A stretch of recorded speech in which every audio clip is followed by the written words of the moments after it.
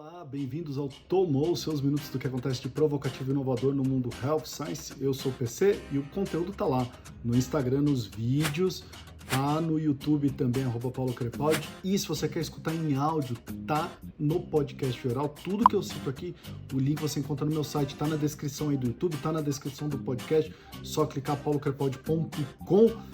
Dica do PC hoje vai para um podcast. Esse podcast é o podcast da Medical Marketing e Media, que fala sobre o futuro da saúde digital e como que ela vai impactar tanto os profissionais da saúde como a indústria farmacêutica. Ouçam lá esse episódio, ficou super legal, dá pra gente ter uma ideia de tudo um pouquinho do que eu falo aqui para vocês e sobre o futuro, tá bom? Notícia da semana, vocês já devem saber, o anúncio da Johnson & Johnson sobre separar a divisão de consumo da divisão de devices e medicamentos controlados, tá? Segundo a empresa, 55% da receita de 2020 veio dessa segunda categoria. Essa tem sido aí uma nova tendência aí vamos colocar, das indústrias mais tradicionais, de separar as unidades. A gente está vendo isso com a GE e com outras também, mas é o oposto do que vem fazendo as Big Techs, que preferem esses conglomerados, seria um pouquinho de tudo. Eu acho que talvez seja a diferença entre ser indústria versus ser um ecossistema. Então tem um pouquinho disso também. Estudo da PatientView com 262 associações de pacientes com doença autoimune, eles pegaram esse perfil aí, falou sobre, e na verdade trouxe um dado sobre 24 indústrias farmacêuticas que estavam lá nas perguntas da pesquisa, quais delas têm a melhor reputação, tiveram a melhor reputação em 2020, a pesquisa é feita agora, no começo de 2021, falando do ano passado. Vamos lá, alguns dados sobre essa pesquisa. 61% responderam que as farmas foram muito eficazes em dar apoio aos pacientes durante a Covid-19.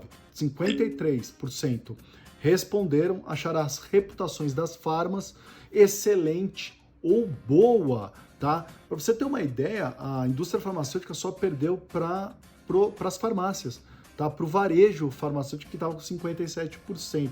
Lógico, a gente já falou diversas vezes aqui, foi o que o usuário, o paciente mais frequentou. Então, veja, de novo, a importância do papel do varejo farmacêutico nos cuidados da saúde e para você, indústria farmacêutica, tá?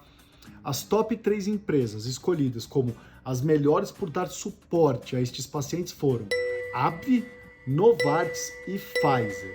Já as top 3 empresas escolhidas com a melhor reputação por este grupo de pacientes estão, de novo, a AbbVie em primeiro lugar, Novartis e aí a Roche Genentech. A empresa que teve maior salto nessa lista reputacional foi a Biogen, tá? Que em 2019 ranqueava em 23º e em 2020 foi para 11º. Então, parabéns aí a essas empresas. O link desse estudo tá lá no meu site para quem quiser continuar lendo e entender um pouquinho mais dessas avaliações. Saiu um artigo super legal no The Verge sobre o impacto dos wearables da saúde, tá?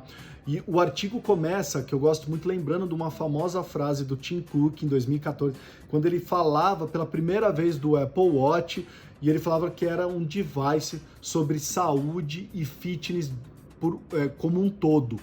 E todo mundo ficou se perguntando, como assim saúde e fitness? Ninguém entendeu muito bem o que ele quis dizer naquele momento, porque todo mundo achava que era, na verdade, um device para se conectar com comunicação. Pô, ele conecta ao meu celular e aquilo serve para conectar melhor comigo, mas não é verdade. A gente sabe e vê aí esses wearables com um papel muito maior dentro da saúde, tá?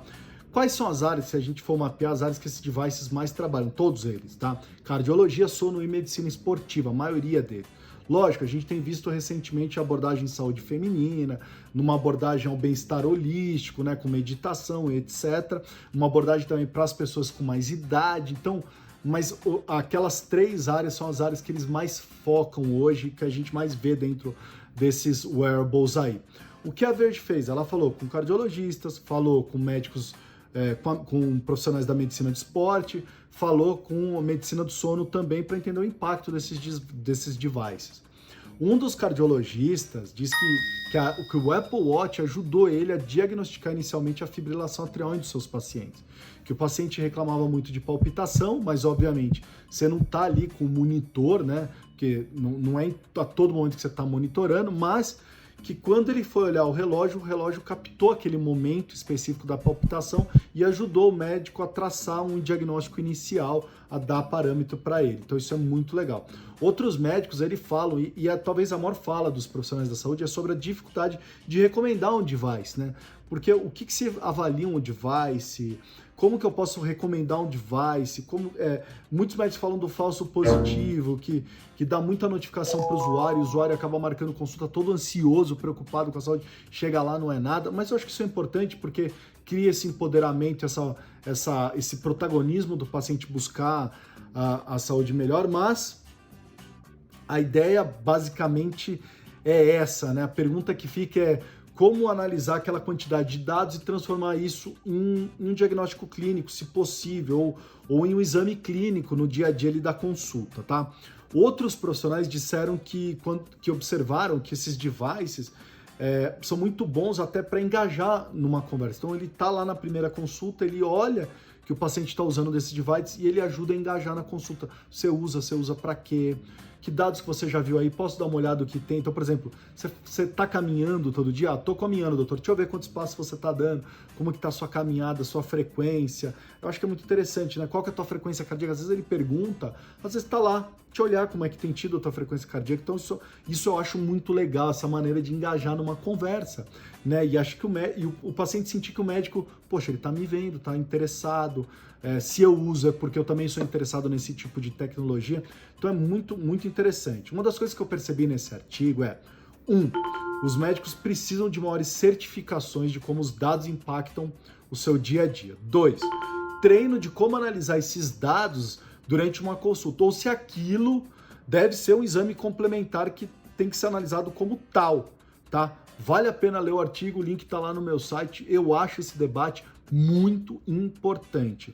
Vou dar um dado para vocês da Kantar, que ela trouxe, que é o TGI Global Quick View, que diz que daqueles usuários de internet, tá, de 16 anos ou mais, em 25 países, incluso o Brasil, 15% usam algum desses fitness band e 13% usam um smartwatch. Então, crescimento significativo dos wearables, tá? Para encerrar, vocês sabem o que significa XR, a sigla XR? É Extended Reality, que é o quê? Uma combinação das diversas siglas, VR, de realidade virtual, AR, de realidade aumentada e as tecnologias mistas, tá? Metaverso, é um XR? Sem dúvida nenhuma. A gente pode até fazer, comentem se vocês querem que eu fale de metaverso. Eu não estou tratando esse assunto porque tem muita matéria aí. Se vocês quiserem que eu faça aqui um resuminho de metaverso e qual o impacto disso na indústria da saúde, posso fazer numa boa para vocês. É um assunto que eu estou adorando ler. Em relatórios sobre as tendências de tecnologia para 2025, essa é uma delas, o XR, a realidade estendida.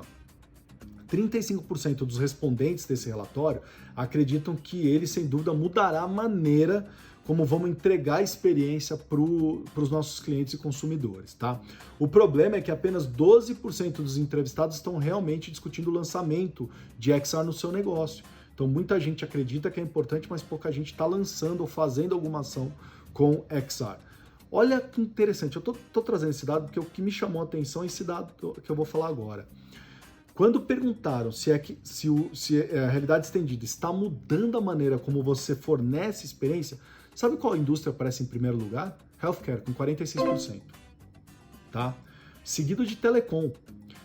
Em outra pergunta sobre se a realidade estendida está mudando as técnicas de marketing na indústria, sabe também quem despontou? A Healthcare, com 46% também. Ou seja, quem mais está enxergando o benefício nessa tecnologia para mudança da experiência do seu cliente, seja o profissional ou o paciente, é a nossa indústria. Então a pergunta que eu te faço é, você tem utilizado realidade estendida, está fazendo, o que você está fazendo de projeto? Manda para a gente falar aqui no Tomou. Eu gosto de falar de projetos que vocês estão tocando aqui. Manda para as pessoas conhecerem. Essa pesquisa foi feita com o pessoal de TI, de operações e marketing, customer service, com 50% das empresas com faturamento entre 5 a 20 bilhões em diversos continentes. Relatórios, se vocês quiserem ler, dessas tendências até 2025, estão lá no meu site, tem outras tendências envolvidas aí, certo? Todas as segundas-feiras, uma maneira rápida para te provocar e atualizar hoje na terça, porque foi feriadinho, ontem vi os seus comentários e sugestões. E aí, tomou?